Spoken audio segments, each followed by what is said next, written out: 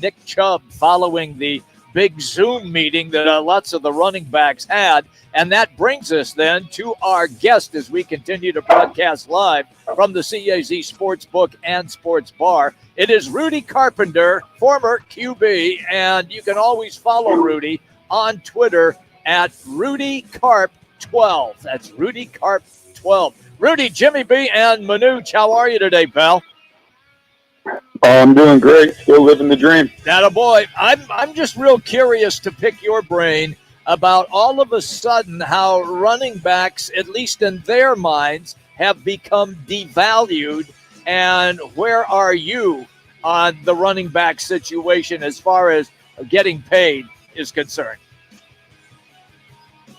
Well, I mean, I think for me, the easiest way to describe my feeling on it is that I'm a free market capitalist. And unfortunately, the way that the NFL has structured the NFL, the way that the NFL has created the rules of the NFL, the way that the NFL wants the game to be played, is not conducive to running backs. What the NFL wants is high flying offenses that are throwing the ball in the air with explosive plays and receivers going up and making, crazy catches and quarterbacks running around and making plays. And that's just how the game is designed. It's how it's played.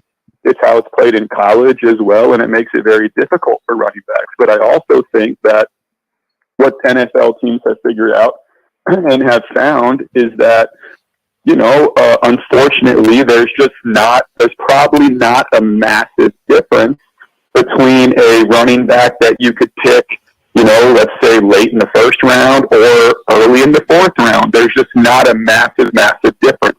You might see a massive difference with a guy like Derrick Henry because he has such incredible size.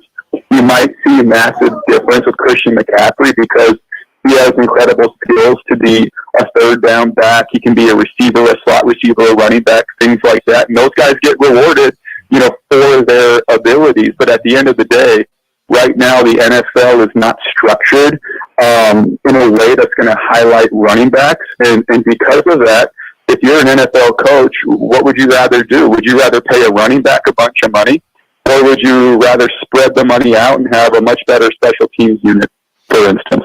Rudy, I'm right on par with you. I think the other thing that kind of comes in this, and I think you alluded to it, is, running back by committee any more than the National Football League. Who's the better receiver, blocker, runner, et cetera, et cetera. But I also think, don't you feel that the owners feel they might have been burned by giving some of these big contracts to guys years past, and then they might last a year or another year or fall off the map completely? And I think of Sean Alexander many years ago. I think of Ezekiel Elliott the last couple of years. On and on. You think that they might be a little spooked with that as well, too?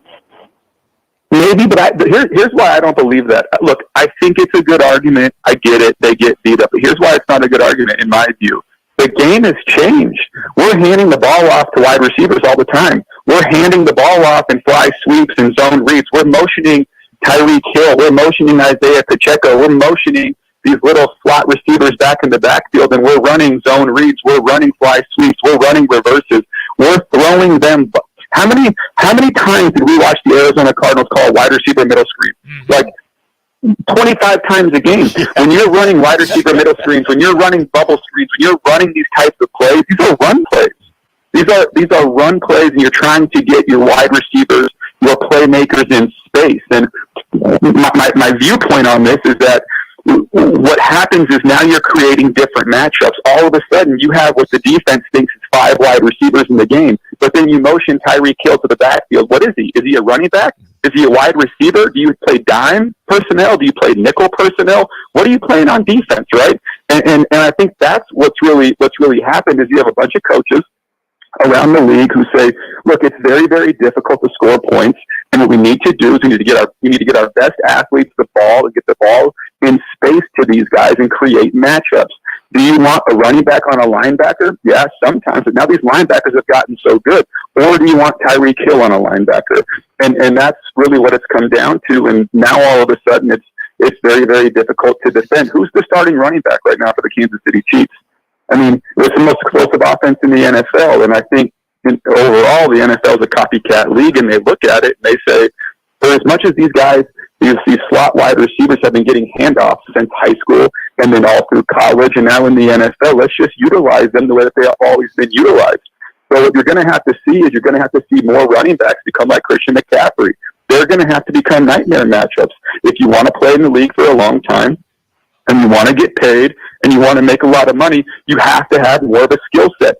It's not teams don't need Derrick Henry as much anymore, although I will say when you get deep into the playoffs and it gets really, really cold, all of a sudden Derrick Henry becomes a very scary part of your offense. But if you're a running back, it's no the Emmitt Smith is no more. The Sean Alexanders is no more. You have to be able to go in the backfield, run in between the tackles, and go for 90. You have to be able to motion into the slot and beat a linebacker in space on a slant route or an option route or whatever it may be, or a corner route. You have to be able to go in motion, widen all the way out, and still beat a corner.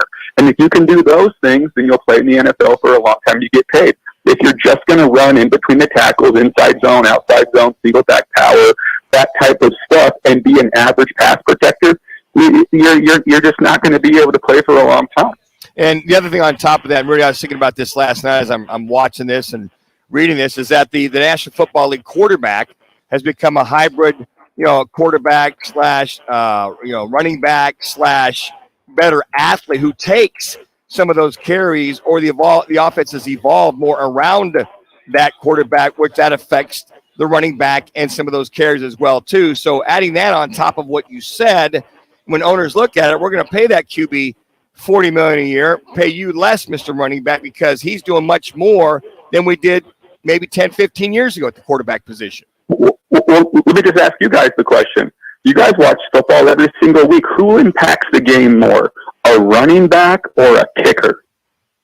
Oh, well, you know what? Nowadays, I would say the kicker. Getting him in of position. Course. Getting him in position. So do you want to pay your running backs $15 million a year, $12 million a year, and pay a kicker what they used to, the league minimum?